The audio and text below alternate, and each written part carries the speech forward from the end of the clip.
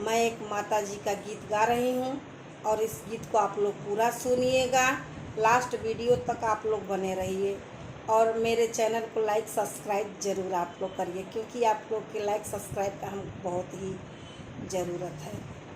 और हमके आशा ना पूरा विश्वास बा कि आप लोग के हमारी गीत पसंद आई। और कमेंट बॉक्स में आप लोग कमेंट ज़रूर करो।